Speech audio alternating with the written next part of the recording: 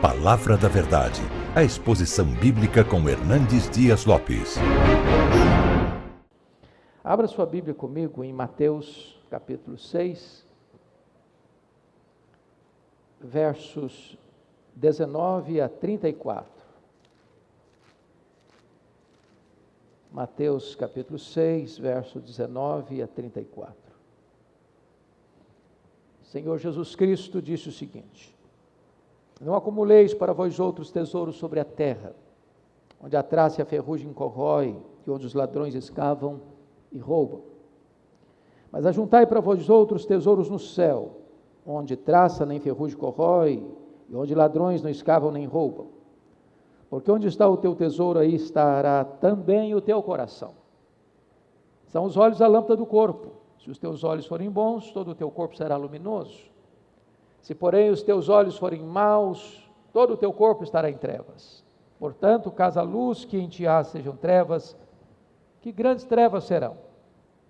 Ninguém pode servir a dois senhores, porque ou há de aborrecer-se de um e amar ao outro, ou se devotará a um e desprezará o outro. Não podeis servir a Deus e às riquezas. Por isso vos digo, não andeis ansiosos pela vossa vida, quanto ao que haveis de comer ou beber, nem pelo vosso corpo, quanto ao que haveis de vestir. Não é a vida mais do que o alimento e o corpo mais do que as vestes? Observai as aves do céu, não semeiam, não colhem, nem ajuntem celeiros, contudo vosso Pai Celeste aí sustenta. Porventura não valeis vós muito mais do que as aves? Qual de vós, por ansioso que esteja, pode acrescentar um côvado ao curso da sua vida? E por que andais ansiosos quanto ao vestuário? Considerai como crescem os lírios do campo. Eles não trabalham nem fiam. Eu, contudo, vos afirmo que nem Salomão em toda a sua glória se vestiu como qualquer deles. Ora, se Deus veste assim a erva do campo, que hoje existe e amanhã é lançada no forno, quanto mais a vós outros, homens de pequena fé. Portanto, não vos inquieteis, dizendo que comeremos, que beberemos, ou com que nos vestiremos. Porque os gentios que procuram todas estas coisas, pois vosso Pai Celeste sabe que necessitais de todas elas. Buscai, pois, em primeiro lugar o seu reino e a sua justiça, e todas estas coisas vos serão acrescentadas. Portanto, não vos inquieteis com o dia de amanhã, pois o amanhã trará os seus cuidados, basta o dia o seu próprio mal.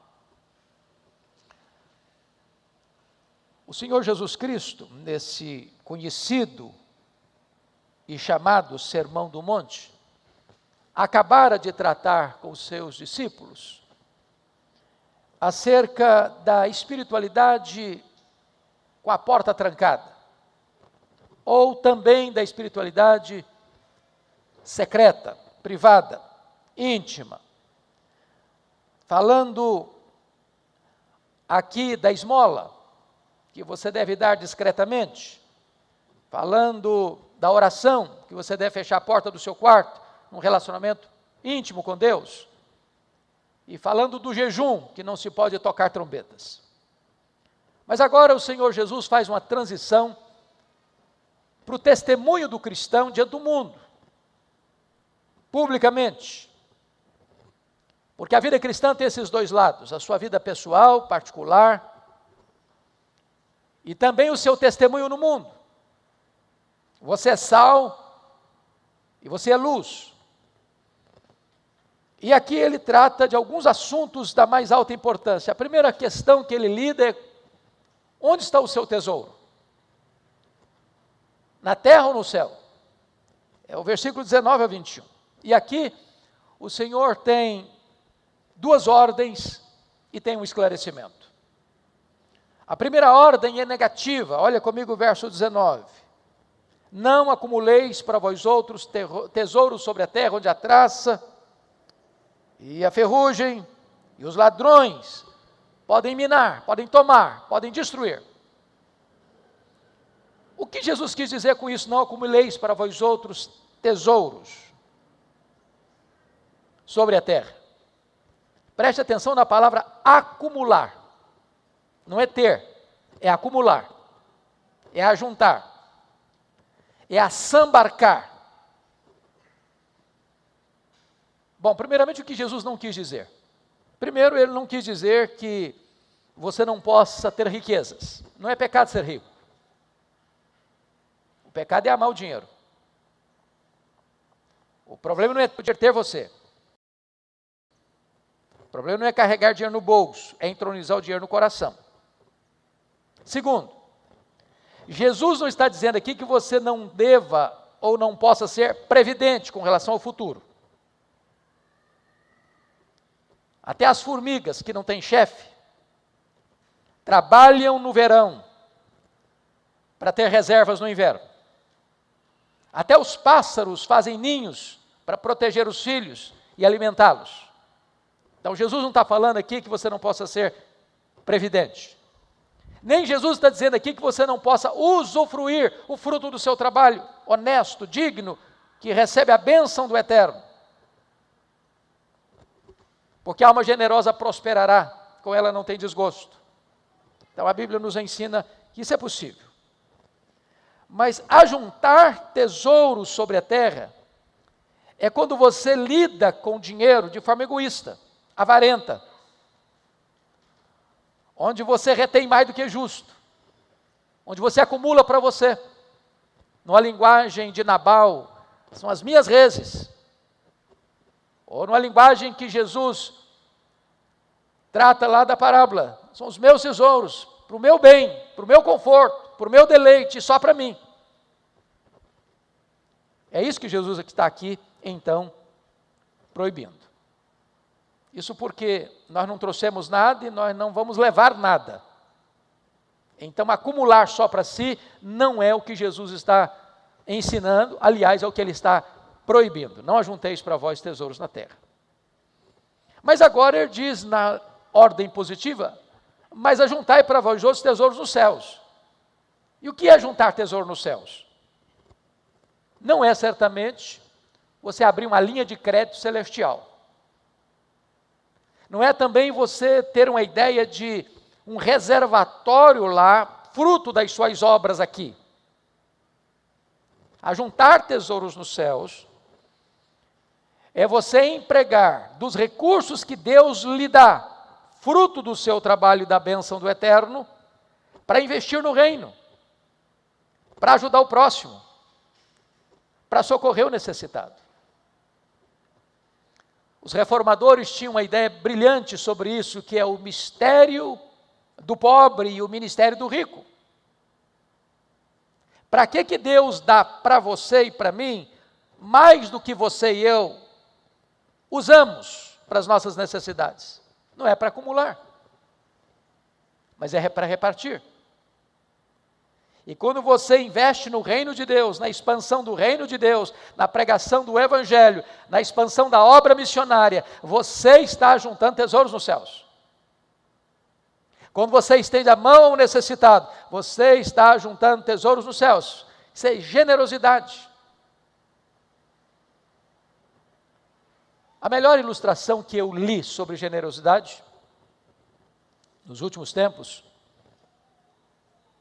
é muito simples de entender. Ele diz assim, você quer conhecer o que é generosidade? O que é juntar tesouros nos céus? O que é ter o coração aberto, a mão aberta, o bolso aberto, a casa aberta para abençoar? Faz o seguinte, compre um jarro de vidro transparente. Se você é mais chique, pode ser cristal, não tem problema. Bota na sua sala essa jarra, mas não põe flores, põe terra, só terra, para você passar por esse jarro todo dia e olhar.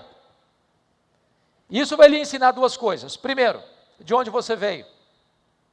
Você veio do pó. Para onde você vai? Você volta para o pó.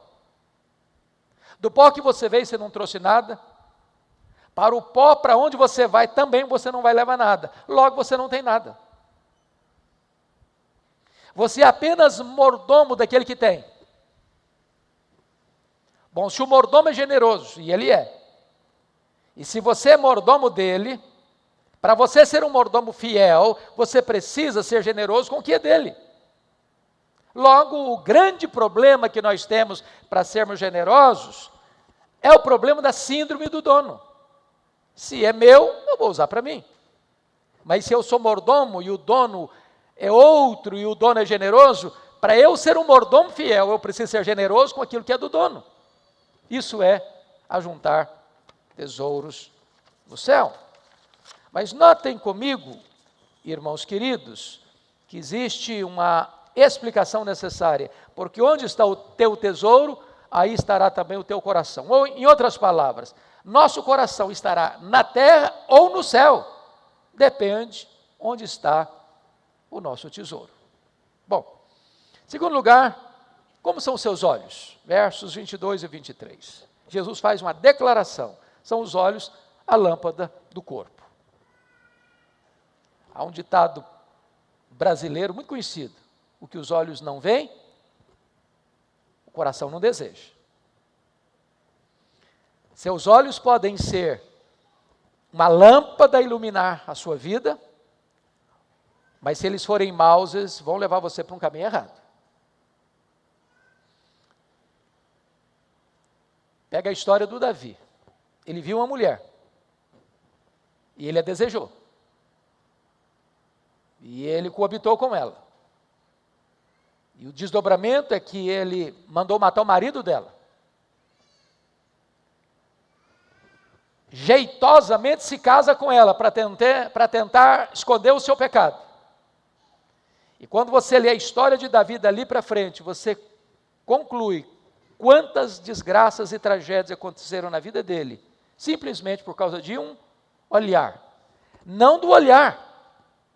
O problema não foi o olhar. Se os teus olhos forem bons, todo o teu corpo será luminoso. Mas se eles forem maus, então eles levarão a você a uma ruína. Porque se a luz que em ti há forem trevas, quão grandes trevas serão? Deixa eu tentar tornar isso mais simples. Todos nós sabemos que a mulher é um ser belíssimo, criado por Deus, obra-prima de Deus. E todos nós sabemos que o homem, o ser masculino, olha e gosta de olhar. O homem é atraído pelo olhar. O problema de um homem não é ver uma mulher bonita. Os olhos bons, ao contemplar a obra bela de Deus, glorifica a Deus por esta obra, com pureza. Qual o problema? Se olha o que é belo com olhos maus, lascivos, pecaminosos e impuros, e deseja o que não é lícito para usá-lo de forma pecaminosa. São os olhos maus. Tirando desse campo, pense comigo em Acã, que olha uma barra de ouro. Olha a possibilidade de pôr a mão em algo que não é dele, que foi proibido possuir, mas a cobiça do coração e os olhos maus crescem com o desejo de enriquecimento. O problema não é a barra de ouro, o problema não é olhar, o problema é olhar com olhos maus. O problema é desejar aquilo que não é lícito, é apropriar-se daquilo que não é legítimo. E quantas desgraças e tragédias acontecem no mundo, irmãos, por causa desse olhar, desse mau olhar, desse olhar cheio de impureza, ganância, avareza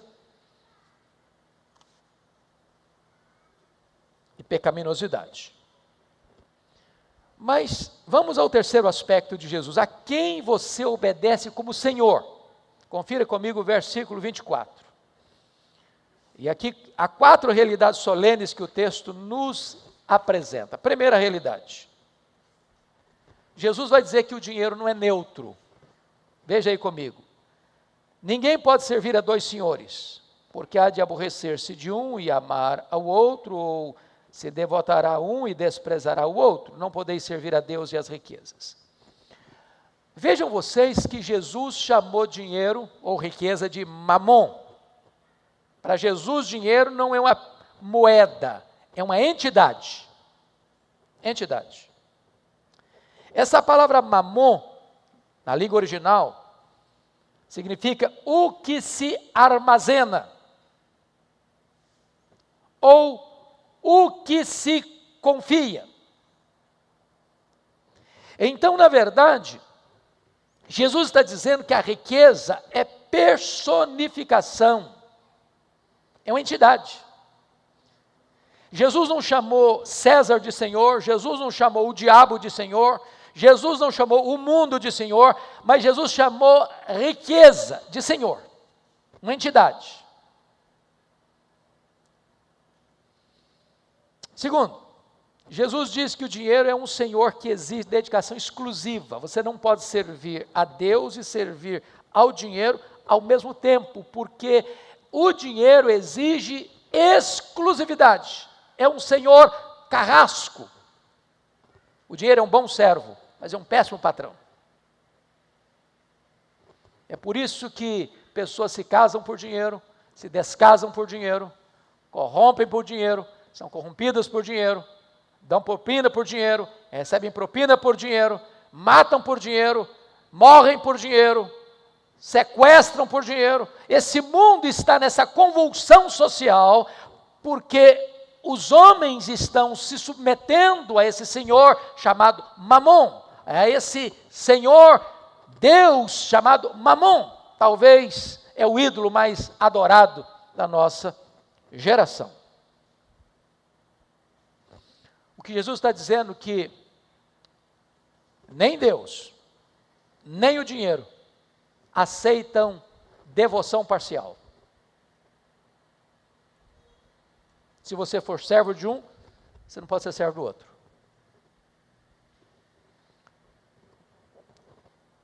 E desta maneira, meus amados irmãos, é que Jesus estabeleceu que dificilmente um rico entrará no reino dos céus. E Jesus usou uma ilustração: é mais fácil passar uma agulha, passar um camelo no buraco de uma agulha, do que um rico ser salvo. E muita gente inventa muita coisa, que é esse buraco da agulha, é uma abertura do muro de Jerusalém, tudo isso aí é bobagem. Jesus está usando uma figura dizendo o seguinte: é impossível, absolutamente impossível. E ele está usando o rico aí, não o rico no sentido, do rico que ama o dinheiro, que acumula dinheiro, que gosta do dinheiro, que se submete ao dinheiro. Os discípulos ficaram escandalizados com a radicalidade de Jesus. E Jesus, olha, o que é impossível para os homens é possível para Deus. Aí você encontra um Zaqueu rico, que ao ter um encontro com Jesus, eu abro mão. Dou metade dos meus bens, se eu defraudei alguém, eu devolvo 4 vezes mais. Porque o que o homem não pode fazer, Deus faz. Mas o ponto que Jesus estabelece aqui, meus amados irmãos, é que quem serve a Deus não pode viver mais debaixo do jugo de Mamon. E quem é escravo de Mamon não pode ser um servo de Deus. Onde está o seu coração e quem domina o seu coração? Mas a última colocação de Jesus nesse testemunho da igreja diante do mundo, o que ocupa o primeiro lugar em sua vida? O reino dos céus ou as coisas materiais? Está aí nos versos 25 a 34. Quando Jesus introduz o assunto da ansiedade. E eu não sei quão ansioso você é. Eu não sei se você chega a ponto de roer as unhas. Mas talvez você conheça uma pessoa ansiosa. Ou quem sabe até você viu uma pessoa ansiosa hoje. Porque você se olhou no espelho antes de vir para cá. A ansiedade é considerada o mal desse século. Atinge pessoas de todos os estratos sociais, de todos os segmentos religiosos, de todas as faixas etárias. A ansiedade resulta em outras doenças perigosas, ou em doenças perigosas. As doenças chamadas psicossomáticas, que lotam os hospitais. Mas nós precisamos, à luz do texto, perguntar o que não é ansiedade. Primeiro, ansiedade não é desprezar as necessidades do seu corpo. Foi Jesus quem nos ensinou a orar: o pão nosso de cada dia, dá-nos hoje. Então isso não é ansiedade, você se preocupar com as necessidades do seu corpo. Segundo, a ansiedade não é proibir a previdência quanto ao futuro. Mesmo que você ganhe pouco, não gaste tudo. Em qualquer orçamento, seja de um salário mínimo, seja de uma grande fortuna, você não pode gastar tudo que ganha. Precisa ajuntar para a hora da necessidade. Até os animais fazem isso. A formiga faz isso. Por que não nós? Terceiro, ansiedade não é estar isento de ganhar a própria vida. Tem gente que diz: não, eu vou cruzar os braços, é Deus que cuida de mim, não vou trabalhar não. Bom, isso não é a ausência de ansiedade, isso é preguiça, isso é irresponsabilidade.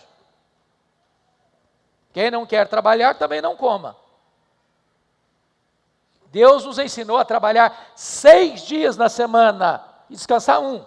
Tem gente que quer descansar 7, talvez trabalhe 1. Não é o que Jesus está ensinando então.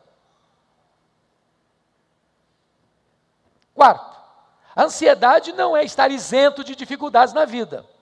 Claro que não. Você tem dificuldade, eu também tenho, todos nós temos. Bom, mas então o que é ansiedade? Primeiramente eu quero dizer a você que a ansiedade é algo destrutivo. A palavra ansiedade significa puxar em direção oposta, rasgar ao meio, asfixiar, tirar o oxigênio. Uma pessoa ansiosa, ela fica derrotada, não pela circunstância, mas pelos seus sentimentos.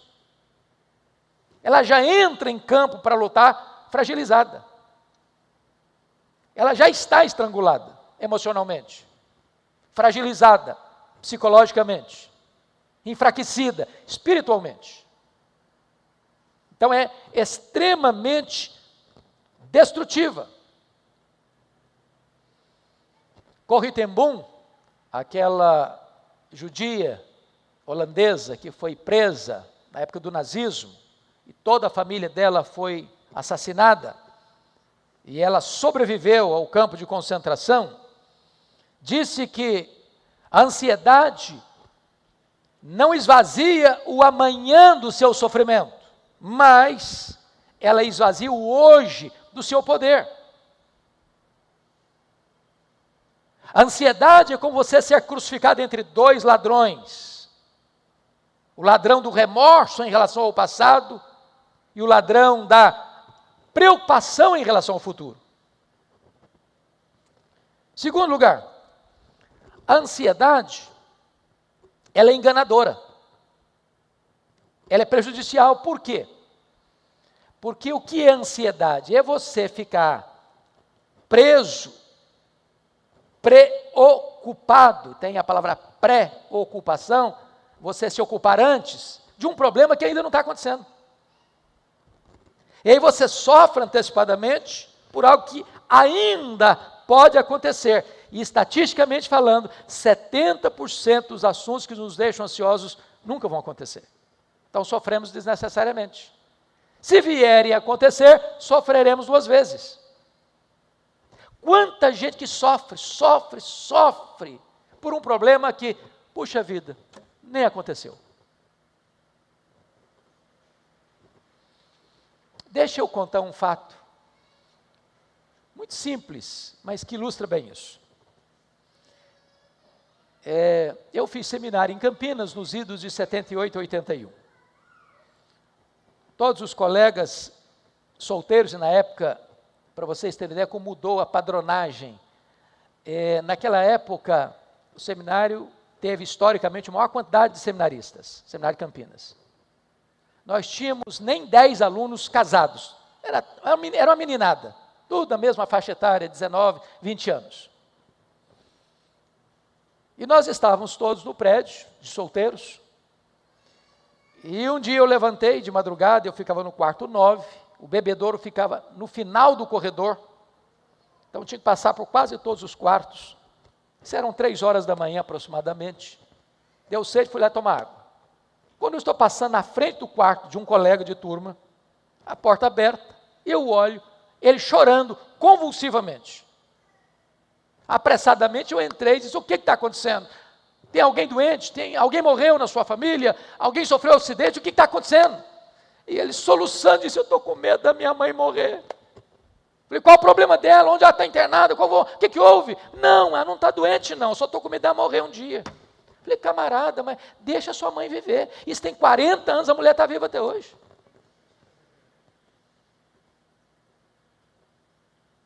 Eu tomei um susto um dia, quando cheguei no pátio da igreja, uma mãe com uma criança de 2 anos chorando.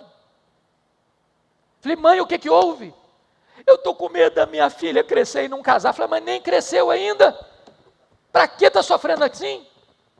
Tem gente que antecipa a situação e sofre, desnecessariamente. A ansiedade é, então, prejudicial. Mas, em terceiro lugar, a ansiedade é inútil.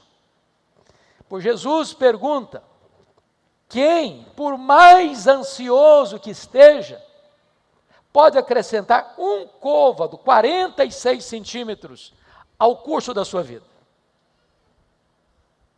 Ou seja, Jesus está dizendo o seguinte: ok, você é ansioso, está preocupado demais com amanhã, com a vida, com o futuro, com o emprego, com o trabalho, com moradia, com o estudo, com faculdade, com profissão, etc, etc, etc, etc. Quem pode, pelo fato de estar tão ansioso com tudo isso, dar uma acrescentada de apenas mais 45 centímetros na jornada da vida? É inútil. Inútil. Mas mais do que isso, irmãos, mais do que isso, a ansiedade, ela rouba de você a percepção clara das coisas. A ansiedade tem a capacidade de acrescentar o problema e diminuir sua capacidade de enfrentamento. Por exemplo, você pega aqueles espias de Israel, foram 12, eram príncipes, vão lá visitar a terra, retornam com um relatório muito otimista: a terra é boa, é muito boa, trouxemos até fruto da terra aqui. Agora tem um problema, tem gigantes lá. E 10 dos 12 disseram: não dá para nós. Aos olhos daqueles gigantes, nós somos como que gafanhotos. Aos nossos próprios olhos, nós somos gafanhotos. Não vai dar. Sabe o que aconteceu?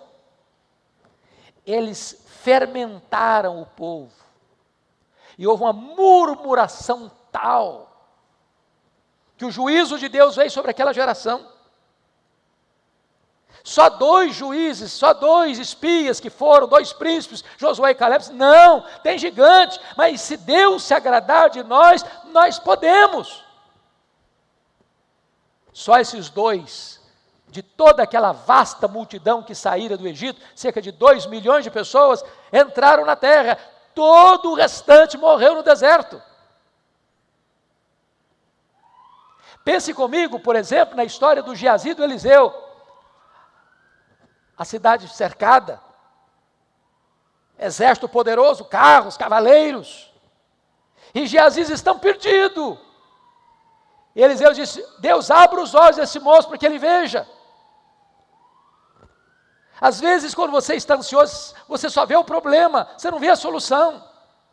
Você só vê a sua fraqueza, você não vê o Deus Todo-Poderoso que está do seu lado para proteger você.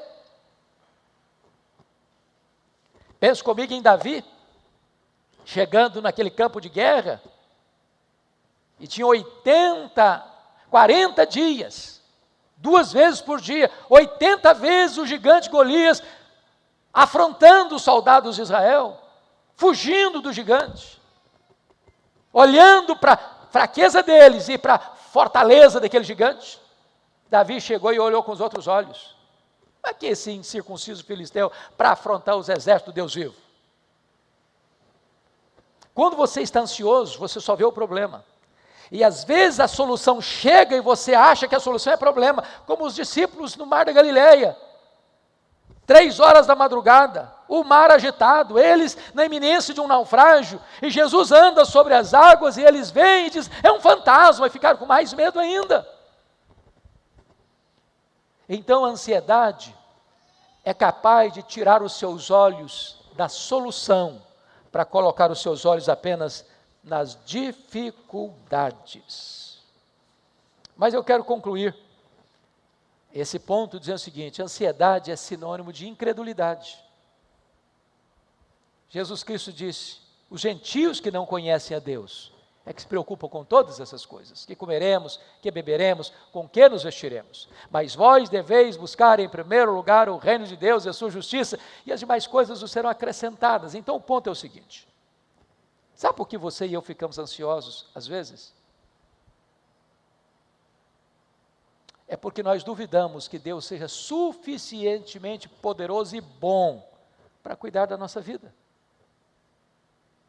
Nós tiramos os olhos daquele que está no controle, que tem as rédeas da história em suas mãos, e colocamos os olhos em nós, nas nossas fraquezas e no gigantismo das circunstâncias.